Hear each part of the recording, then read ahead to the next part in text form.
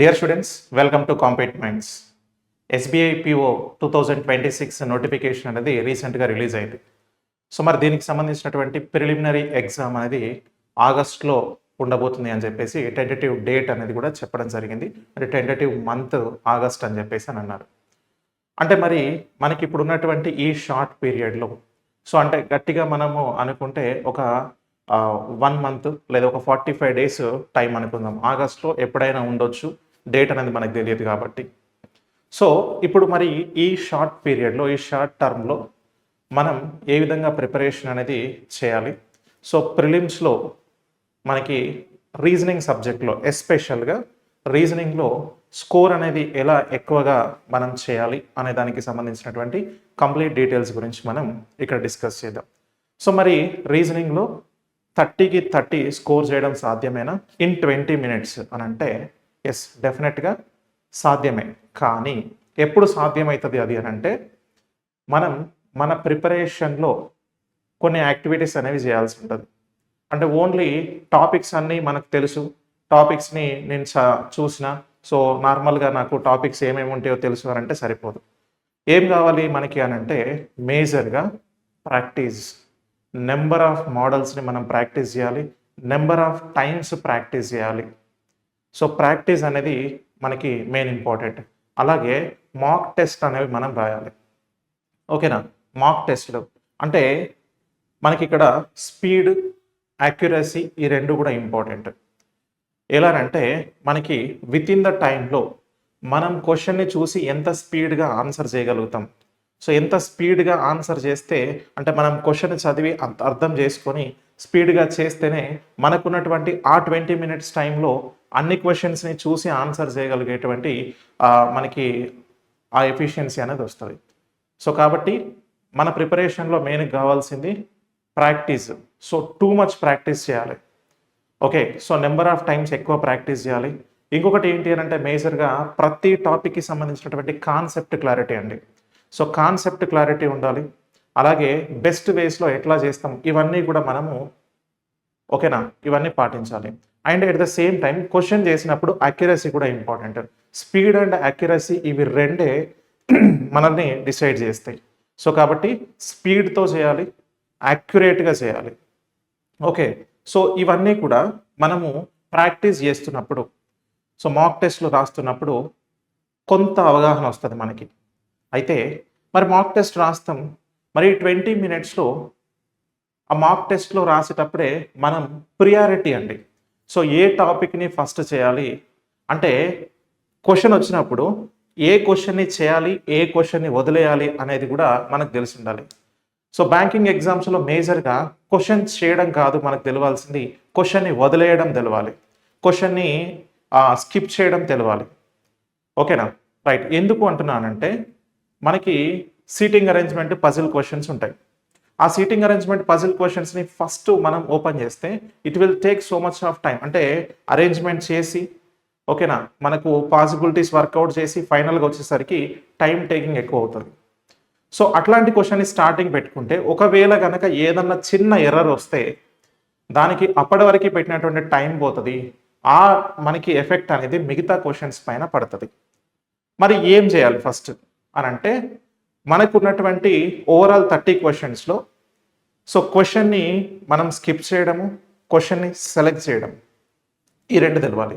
మరి ఏ క్వశ్చన్స్ని first select చేసుకోవాలి, ఏ టాపిక్స్కి సంబంధించినటువంటి క్వశ్చన్స్ని మనం సెలెక్ట్ చేసుకోవాలి అనేది ఇప్పుడు నేను చెప్తాను మీకు. సో జనరల్గా మనకి ఇంతకుముందు ఉన్నటువంటి మనకి last notification SBI PO notification ప్రిలిమ్స్ని బేస్ చేసుకొని జనరల్గా మనకి ఏ టాపిక్స్ నుంచి క్వశ్చన్స్ వెయిటేజ్ అనేది ఎట్లా ఉంటుంది అనేది ఒకసారి నేను మీకు చూపిస్తా. అండ్ దాంట్లో ప్రియారిటైజ్ ఏది తీసుకోవాలి ఫస్ట్, సో దేన్ని ఇగ్నోర్ చేస్తాం అనేది కూడా చెప్తాను. సో ఒకసారి ఇక్కడ చూడండి మనకి. So according to the previous SBI PO ప్రిలిమ్స్ని బేస్ చేసుకొని మనకు వస్తున్నటువంటి టాపిక్స్ అండ్ వాటి యొక్క వెయిటేజ్ రీజనింగ్లో ఒకసారి గమనిస్తే సో మనకి అరేంజ్మెంట్స్ అండ్ ప్యాటర్న్స్కి సంబంధించి 1 to 2 క్వశ్చన్స్ వస్తున్నాయి. డిపెండ్స్ అపాన్ షిఫ్ట్ 1 లేదా 2 క్వశ్చన్స్ వస్తున్నాయి. అలాగే సిలాజిజం, సో సిలాజిజంలో 2 to 3 క్వశ్చన్స్ అనేవి వస్తున్నాయి. ఇన్ఈక్వాలిటీస్లో 2 to 3 క్వశ్చన్స్ వస్తున్నాయి. అలాగే ఆర్డర్ అండ్ ర్యాంకింగ్లో మనకి 2 to 3 క్వశ్చన్స్. బ్లడ్ రిలేషన్లో 3 క్వశ్చన్స్, కోడింగ్ డీకోడింగ్లో 3 క్వశ్చన్స్, డైరెక్షన్స్ అండ్ డిస్టెన్స్లో 3 క్వశ్చన్స్, అలాగే సీటింగ్ పజిల్స్ అండ్ సీటింగ్ అరేంజ్మెంట్కి సంబంధించి ఈ 2 టాపిక్లు కలిపి 15 to 20 questions. It depends upon, అంటే మీరు చూస్తే మినిమం 15 క్వశ్చన్స్ అనేవి ఈ 2 టాపిక్స్ నుంచే వస్తున్నాయి. కొన్నిట్లలో ఎక్కువ కూడా రావడానికి అవకాశం ఉంటుంది. సో అప్రాక్సిమేట్ మనకి తీసుకున్నాం ఇక్కడ. ఓకేనా, అంటే సీటింగ్ అరేంజ్మెంట్ 2 వచ్చి పజిల్ 1 రావచ్చు, పజిల్ 2 వచ్చి సీటింగ్ అరేంజ్మెంట్ 1 రావచ్చు, లేదా అవి 2 ఇవి 2 రావచ్చు. బట్ అక్కడ నెంబర్ ఆఫ్ క్వశ్చన్స్ని తగ్గించవచ్చు. అంటే ఒక సీటింగ్ అరేంజ్మెంట్కి 3 క్వశ్చన్లు ఇచ్చి, అలాగే 2 సీటింగ్ అరేంజ్మెంట్కి 3 క్వశ్చన్లు ఇచ్చిండు అనుకోండి, సో అక్కడ 6 క్వశ్చన్లు అవుతాయి. సో అట్లా మిగతా వాటిలో ఎక్కువ ఇవ్వడానికి ఛాన్సెస్ ఉంటాయి అన్నట్టు. సో మనకి జనరల్గా అయితే సీటింగ్ అరేంజ్మెంట్కి ఒక్కదానికి 5 క్వశ్చన్స్ డెఫినెట్గా ఉంటాయి. సో పజిల్ క్వశ్చన్ ఇచ్చినా కూడా పజిల్ అరేంజ్మెంట్ అయిపోయిన తర్వాత ఒక 5 క్వశ్చన్స్ ఉంటాయి దాంట్లో.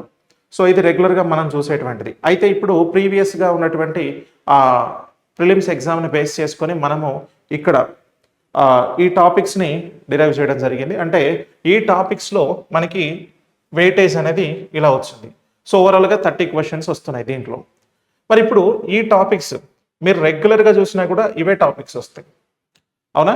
మరి దీంట్లో ప్రియారిటైజ్ ఏంటి అని అంటే, ప్రియారిటైజ్ ఏంటి అంటే ఈ ఫస్ట్ ఉన్నటువంటి ఒక సీటింగ్ అరేంజ్మెంట్ పజిల్స్ ఈ ఒక్క టాపిక్ కాకుండా మిగతావన్నీ కూడా మనం ఫస్ట్ చేసేయచ్చు అండి.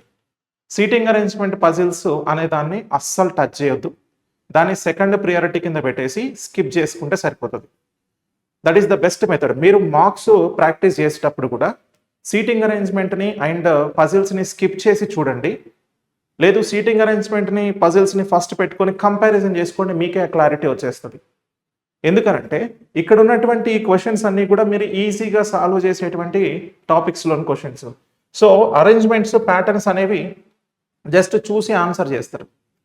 సో ఇక్కడ సిలాజిజమ్స్ లాజిక్ వర్కౌట్ అవుతుందా లేదా చెక్ చేసుకొని ఆన్సర్ చేసేయచ్చు.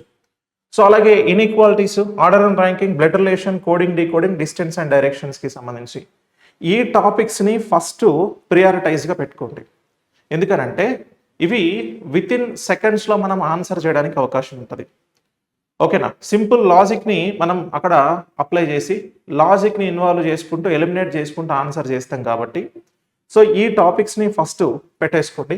సో ఇది 1 2 3 4 5 6 7 టాపిక్స్. ఈ 7 టాపిక్స్ని ఫస్ట్ ప్రియారిటీ కింద మనం పెట్టేసుకుంటే ఓకే రైట్. ఈ 7 టాపిక్స్కి మనకు ఉన్నటువంటి 20 minutes టైంని కూడా ఎట్లా మనము డివైడ్ చేసుకోవచ్చు అని అంటే, మీరు 7 to 8 minutes మనకు ఉన్నటువంటి టోటల్ 20 minutesలో 7 to 8 minutes అనేది ఈ పర్టికులర్ టాపిక్స్ పైన కేటాయించండి. 7 to 8 minutes, ఆల్మోస్ట్ 7 minutes కేటాయిస్తే చాలు. బట్ ఇంకా పీక్ సిచ్యువేషన్ వస్తే ఒక 8 minutes టైంని దీన్ని కేటాయించండి. ఓకే, సో 8 minutesలో ఇక్కడ ఉన్నటువంటి ఈ టాపిక్స్లోని క్వశ్చన్స్ మీకు ఎన్ని క్వశ్చన్స్ ఇవ్వగలుగుతారు? ఇక్కడ చూడండి 15 క్వశ్చన్లు వీటిలో నుంచి వస్తున్నాయి. అంటే మిగతా 15 క్వశ్చన్లు కదా మనకున్నాయి ఇంకా అవుట్ ఆఫ్ 30కి.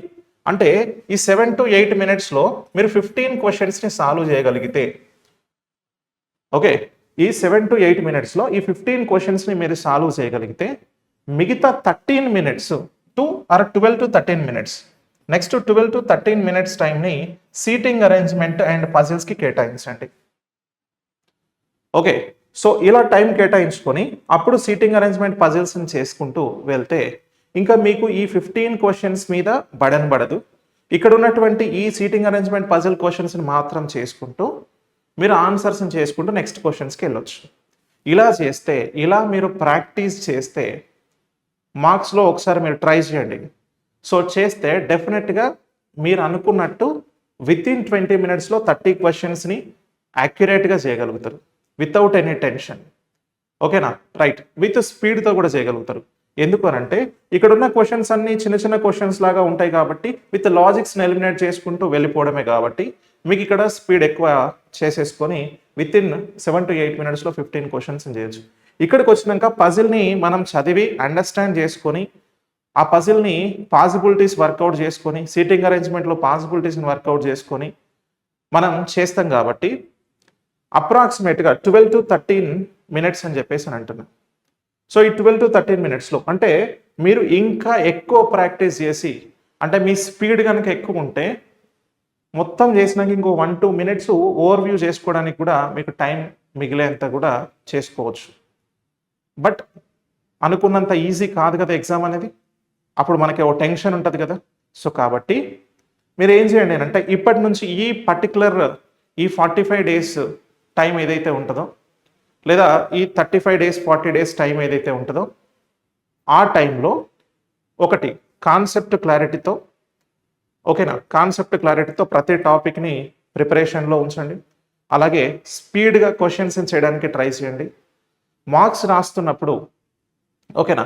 మార్క్స్ రాస్తున్నప్పుడు ఈ పర్టిక్యులర్ టాపిక్స్‌కి ఫస్ట్ ప్రియారిటీ ఇచ్చి, సెకండ్ ప్రియారిటీ కింద ఈ సీటింగ్ అరేంజ్‌మెంట్ పజిల్స్ అనే టాపిక్‌ని సెలెక్ట్ చేసుకోండి. ఇలా గనక మనం చేస్తే డెఫినెట్‌గా 20 మినిట్స్‌లో 30 క్వెషన్స్‌ని చేయొచ్చు. ఓకే. రైట్. సో, ఇక్కడ ఇంకొకటి ఏంటి అనంటే, మీరు ఈ 12 మినిట్స్, 13 మినిట్స్‌లో మరి సీటింగ్ అరేంజ్‌మెంట్ క్వెషన్స్ అన్నీ చేయగలుగుతామా అని డౌట్ కూడా వస్తది. మీరు 15 క్వెషన్స్ అనంటే ఒక 3 టాపిక్స్ అనుకోండి. అంటే సీటింగ్ అరేంజ్‌మెంట్ ఒక 2, పజిల్స్ ఒకటి లేదా పజిల్స్ 2, సో సీటింగ్ అరేంజ్‌మెంట్ ఒకటి లేదా అవి 2, ఇవి 2 కూడా ఇచ్చి 4 కూడా ఇవ్వడానికి ఛాన్సెస్ ఉన్నాయనుకోండి. ఒకవేళ 4 ఇచ్చినా ప్రతి క్వెషన్‌కి 3 మినిట్స్ చొప్పున కేటాయించుకోండి. ఓకేనా? ఒకవేళ 4 ఇస్తే ప్రతి క్వెషన్‌కి 3 మినిట్స్. అంటే ఈ 3 మినిట్స్‌లో నువ్వు అంటే అరేంజ్‌మెంట్ చదవాలి, ఇచ్చినటువంటి క్వెషన్ చదవాలి, అరేంజ్‌మెంట్ పాసిబిలిటీస్ వేసుకొని చేసి దాని కింద ఉన్నటువంటి క్వెషన్స్‌కి ఆన్సర్ చేయాలి. అరేంజ్‌మెంట్ వచ్చింది అనంటే క్వెషన్స్‌కి ఆన్సర్ చేయడం సో ఒక 20 సెకండ్స్‌లో, 30 సెకండ్స్‌లో అన్ని క్వెషన్స్‌కి చేసుకుంటూ వెళ్ళిపోతాం. చూసి ఆన్సర్ చేస్తాం. కాకపోతే ఏంటి అనంటే మనకి ఆ ఆ డాటాకి అరేంజ్‌మెంట్ రావడానికే టైమ్ టేకింగ్ అయితది. సో, కాబట్టి దాన్ని దృష్టిలో ఉంచుకొని సో, మల్టిపుల్ టైమ్స్ ప్రాక్టీస్ అనేది ఎక్కువ చేయండి. ఓకే. సో, ఎక్కువగా ప్రాక్టీస్ చేస్తూ బెస్ట్ షార్ట్‌కట్స్ బెస్ట్ షార్ట్‌కట్స్ ప్రతి టాపిక్‌లో ఎట్లా చేస్తే షార్ట్‌కట్‌లో చేయొచ్చు మనం, తొందరగా చేయొచ్చు. వితిన్ 10 సెకండ్స్ ఆర్ 15 సెకండ్స్‌లో ఆన్సర్ చేసే మెథడ్ ఎట్లా ఉంటది, వీటిని మనం ఫాలో కావాలి. ఓకేనా? రైట్. సో, ఈ టాపిక్స్‌ని ముందుగా పెట్టేసుకొని సో, ప్రియారిటైజ్ వీటికిచ్చి, వీటి సెకండ్ ప్రియారిటీ ఇచ్చుకుంటూ సో, మీరు చేసినట్లయితే డెఫినిట్‌గా స్కోర్ అనేది ఎక్కువొస్తది. ఓకేనా? రైట్. సో, ఇలా మరి బెస్ట్ వేస్‌లో, బెస్ట్ షార్ట్‌కట్స్‌లో మీరు ప్రిపేర్ అవ్వాలి అని అనుకుంటే ఓకే.